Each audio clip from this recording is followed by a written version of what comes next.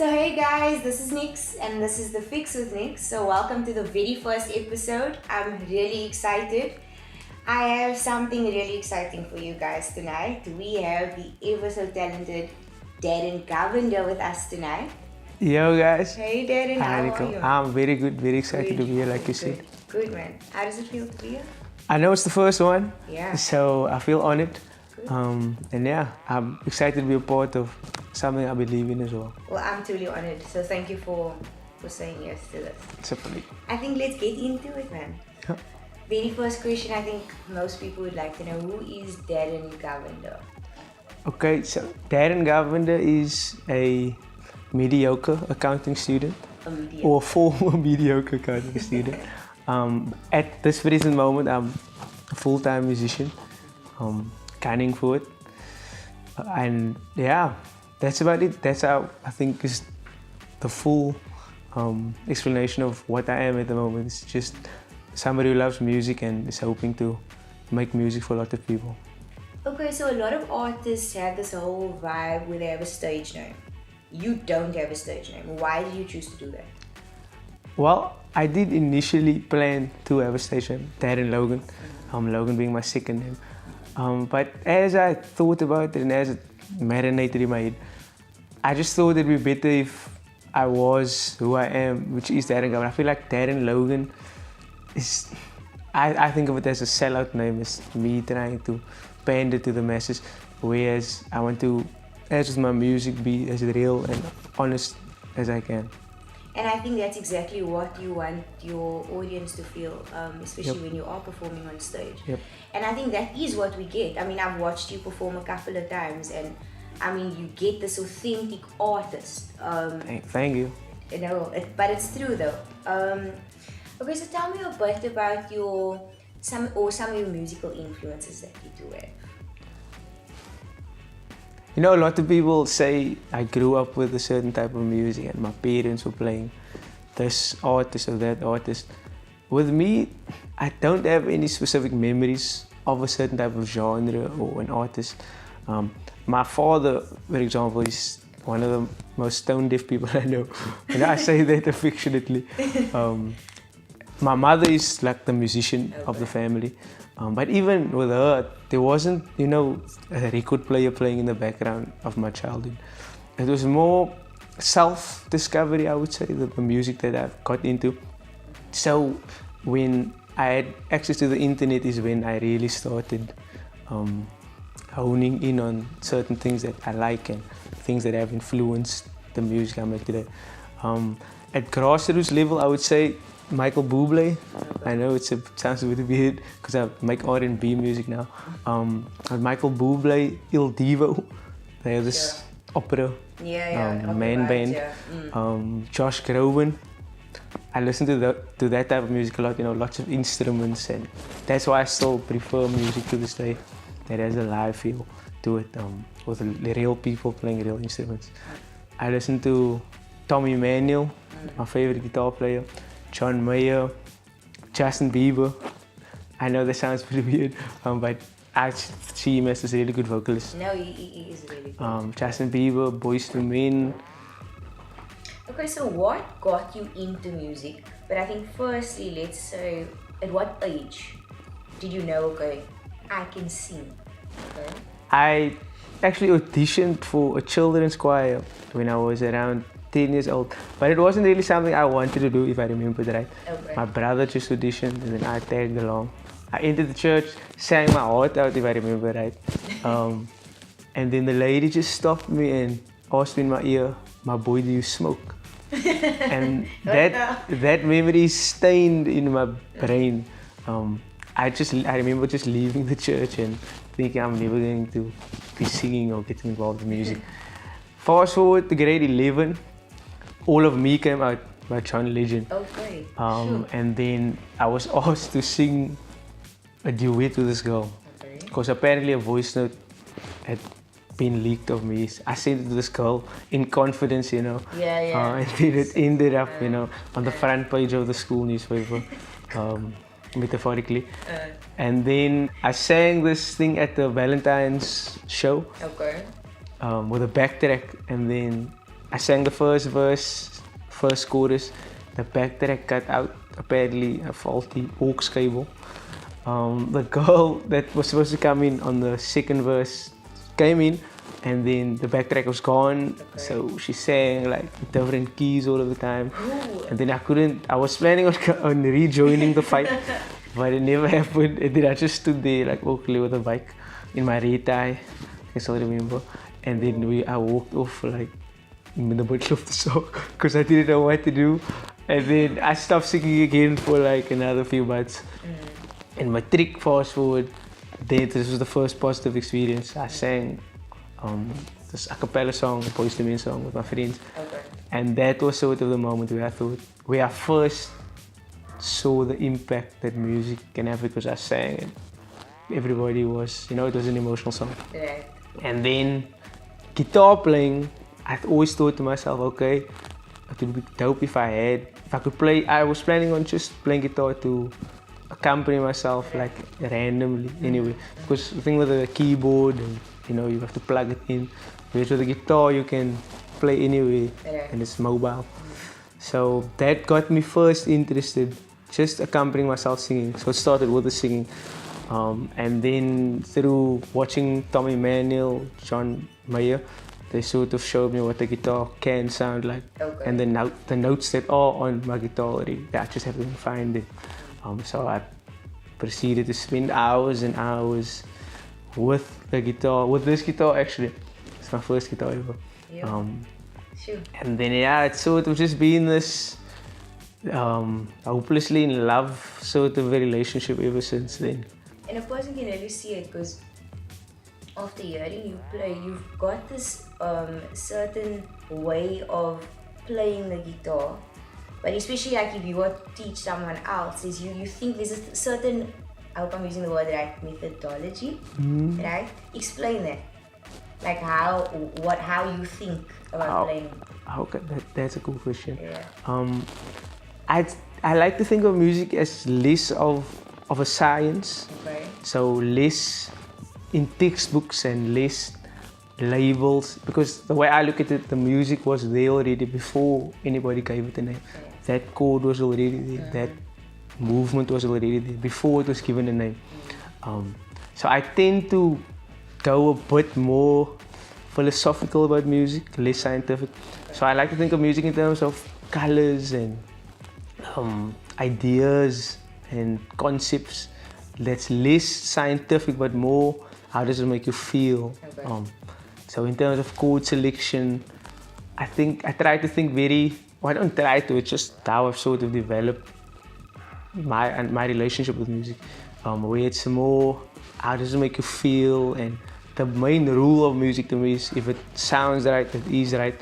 Doesn't matter if we know what's going on, because that's what it is. It's all feelings and colors, and so yeah, that's how I think of it. It's just more or less of a task and certain steps that need to be followed, and more just the higher goal is music. No matter if you know the specifics of what's going on or not, it's more the feeling, and that I can't do the words, but it's just it's a deep thing, man. It's deeper than just notes, or it's the context of the notes and the context of the chords. And I don't know all of the big names, but I know how that chord makes me feel, and I know how that chord could make somebody feel. So that's the thinking process I use sort of in how I play chords. And yeah. So what do you love the most thing about being a musician? I would say I obviously get lots of fulfillment doing it privately, and by that I mean by myself, no audience, just jamming it out. That pure bliss of just taking a song and doing what I want to do. That is a big part of it, is a real honest enjoyment of music on its own with nobody else involved. That would be, I would say, the cornerstone of my love for music. But in performing and meeting people and playing for people, that has also exposed me to the other side of doing it publicly. And it would be that feeling of engaging with an audience, connecting with people. You know, one of my favorite parts of this journey so far is when I sang almost like at the reception of a funeral. Okay. You know, the tea and Yes. Really cook sisters and things good. after the funeral. Nah, that was a bit dry that day. But anyway, I played a song, Daddy, by Ricardo. Yeah, I love you, Daddy. That song. Yours this morning. I played it at the reception of a funeral, and then obviously we had just come from a funeral. It had been the oldest and wisest father figure that had passed, the grandpa. Everybody was quite sad. The mood was very low key, and obviously people dealing with the pain. And then they asked me to come and sing a few songs for him, and that was the guy's favorite song, Daddy. Oh my word, sure. And then I can just remember playing it and sort of watching how the music sort of healed him, even just so the duration of the song for those 3 minutes. I sort of saw, like, because they weren't even far away from it, I saw the effect of the music and how they were suddenly smiling and singing along. So that was, I will never forget that, because that was my first real experience in, whoa, I can use this to sort of help people deal with whatever's going on in their lives.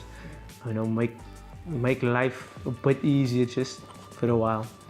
So that's my favorite part about doing it publicly. Just it's an opportunity to really connect with people and even help people. Do you have any upcoming gigs that you?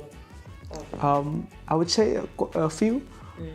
At the moment, I'm doing sets at a few spots around Cape Town. Maestro's on the Beach is one of them. And you played at that now recently, Yeah, right? this past weekend. Cool. Tiger's Milk, all of the branches that have live music, I do a few sets there now and then. Next month is Deep Soul's third event, Deep Soul Sessions on the 17th of May. Shout out to Deep Soul. Yeah. I'll be headlining that one, I think. Yeah. And then Expressive Nights again on the end of this month. And yeah, I just try and do any and everything I can. There's also another concert in Paul this month now, it's April. But you can check my socials for the updates on that. But I would also say at the moment I want to sort of give gigs a backseat for a while, because I want to sort out the business admin side of things, as well as finishing up some things that was recording, an original or two. So yeah, those are the gigs, but like I said, it's something I'm trying to just for a while do less of. But on my socials you can find all that information, and I constantly post updates of where I'll be. Yeah, great.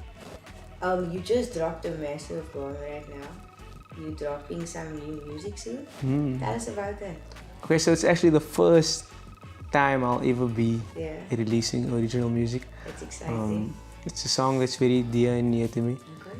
Tell us about it, can you? I can. Okay. It's something I wrote when I was in the best of spaces, but that often provides the best conditions for, you know, music that comes from the heart. So yeah, it's called The Way That You Do. The Way That You Do. It will be released sometime at the end of this month or going into May. And yeah, I'm very excited for people to hear about it. Musically, it's something interesting. Some creative choices that were made aim to explore music a bit. And the lyrics of it as well. We try to, or when I wrote it, I tried to make it not your everyday sort of song, you know, with the buzzwords of pop music and modern music. So yeah, I'm very excited to share that with you and with anybody that will listen. That will be coming out, like I said, beginning of May, around that time. Okay, now we are definitely excited for that. Will you keep us posted on your social medias of, the different ways that people can download it and things? Yep, so we that will all be on there. we will be releasing it on all major platforms. So that's Spotify, iTunes, Google Music, everything and everything. Where you have to pay. I'm joking. But yeah, that will be very accessible. We also are planning on shooting a music video. So that's YouTube again. Sure. So yeah, it will be available everywhere. Yes, I mean, tell people where they can catch you, any gigs the upcoming gigs that you did mention. Tell them where they can find you on. Go for it. So you can follow me on Instagram at Darryn.Govender. My Facebook page as well. Just search Darryn Govender. I post constantly where I'll be, who I'll be performing with, random covers that I do in my own spare time. Everything is on my social media. So yeah, Instagram and Facebook. Okay, so Darryn, thank you so much for joining us. Thank you for having me. The first episode. Yeah. I think it went well. Very well. Right? But thank you so much for your time and everything. And I really hope people do get to follow you. So Thanks so much. It's been a great pleasure. Thanks so much for having me. Cool. So guys, that's a wrap for the first episode of The Fix with Nix. Yeah, the first one. Anyway, please don't forget to follow me on all my social media platforms, The Fix with Nix. And also, I'd love to hear what you have to say. So do comment below on who you think I should interview next. And we'll definitely see you guys then. Bye.